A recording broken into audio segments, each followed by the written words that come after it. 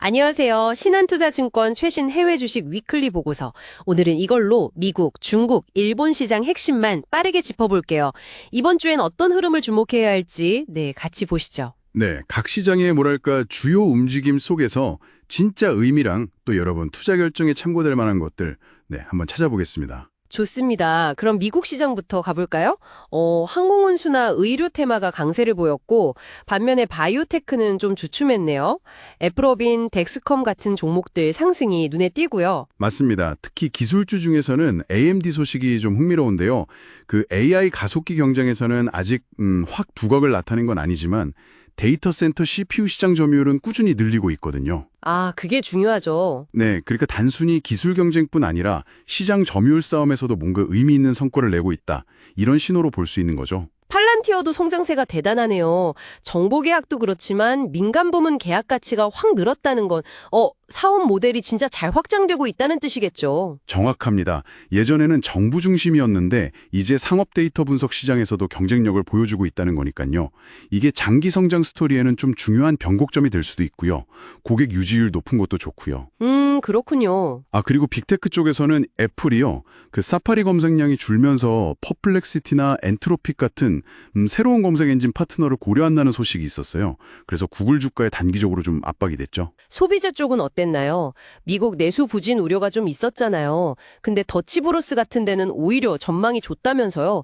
비결이 뭘까요? 네, 더치브로스는 그 해외 원자재 비중이 낮아서 관세 영향이 좀 적었고요. 특히 커피 원두 가격을 미리 딱 고정해 놔서 비용 압박을 줄인 게 주요했어요. 아, 영리하게 했네요. 네, 요즘 같은 고물가 시대에는 이런 비용 관리가 확실히 좀 돋보이죠. 반면에 헬스케어는 트럼프 전 대통령 관세 언급 때문에 변동성이 좀 커졌지만 그래도 템퍼스 AI처럼 실적 성장도 있고 M&A나 파트너십 모멘텀 있는 기업은 여전히 주목할 만합니다. 다음은 중국으로 가볼까요? 여긴 정부의 강력한 부양 의지가 딱 보이면서 상해 종합지수가 3,300선을 회복했네요. 와, 이거 상당히 빠른데요. 네, 인민은행 포함해서 3대 금융기관 수장들이 직접 나서서 그 지준율, 그러니까 은행이 중앙은행에 둬야 하는 돈 비율이요. 그거랑 정책금리 인하 가능성을 시사했어요. 아, 직접요? 네, 최근에 일부 지표가 좀 둔화되니까 선제적으로 대응하는 걸로 보이는데 시장에 더 떨어지진 않게 바치겠다는 강한 신호죠. 그리고 또 스위스에서 열릴 미중 고위급 회담 기대감도 좀 긍정적으로 작용했고요. 그럼 시장은 앞으로 뭘 좀 봐야 할까요? 정책 효과가 실제 지표 개선으로 이어질지 이게 중요하겠네요. 맞습니다. 정부 정책이 진짜 실물 경기로 얼마나 이어지는지 그리고 미중 관계가 좀 풀릴지 이게 이제 시장 방향을 정할 주요 변수가 될 겁니다. 그래서 관심 영역으로는 정부 정책 수혜가 예상되는 반도체 장비나 데이터 센터 관련주 아니면 소비 회복 기대감을 반영하는 ETF 같은 것들이 언급되고 있죠. 마지막으로 일본 시장도 보죠.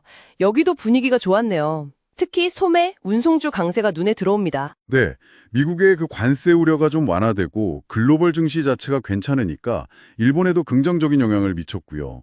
골든위크 연휴 효과로 내수 관련주들이 힘을 좀 받았고 또 글로벌 빅테크들이 투자 늘린다니까 전력 설비 관련주도 주목받는 모습입니다. 관심 종목으로 미쓰이 부동산, 미쓰비시 중공업, 무인양품 이런 데가 나왔는데 보니까 각각 도쿄 재개발, 방위비 증가, 내수 소비 회복 이렇게 다 다른 동력을 가지고 있네요. 그렇습니다. 엔화 약세나 금리 같은 거시 변수 말고도 이런 개별적인 성장 스토리가 점점 중요해지고 있어요. 수출주뿐 아니라 내수 회복이랑 관련된 부동산이나 소비재 분야 성장도 좀 눈여겨볼 필요가 있겠습니다. 네, 오늘 신한투자증권 보고서 보면서 미국, 중국, 일본 시장 주요 흐름 쭉 훑어봤는데요. 아, 진짜 각 시장마다 다른 포인트들이 있네요. 네, 그렇죠. 미국은 기술주랑 소비 동향, 중국은 정책이랑 미중 관계, 일본은 내수 회복 기대감, 이렇게 시장을 움직이는 요인들이 참 다양합니다. 이런 큰 그림 속에서 개별 기업들 펀더멘털 변화를 꾸준히 보는 게 중요해 보입니다. 자, 그럼 마지막으로 여러분께 질문 하나 던지면서 마무리할까 하는데요. 오늘 얘기 나눈 각국 정부 정책 변화들 있잖아요. 예를 들면 미국 관세 움직임이나 중국 경기 부양책 같은 것들이 서로 맞물리면서 앞으로 글로벌 공급망이나 특정 산업 생태계에 어떤 좀 예상치 못한 연쇄 반영을 일으킬 수 있을지 한번 상상해 보시는 건 어떨까요? 다음 시간에 더 깊이 있는 분석으로 돌아오겠습니다.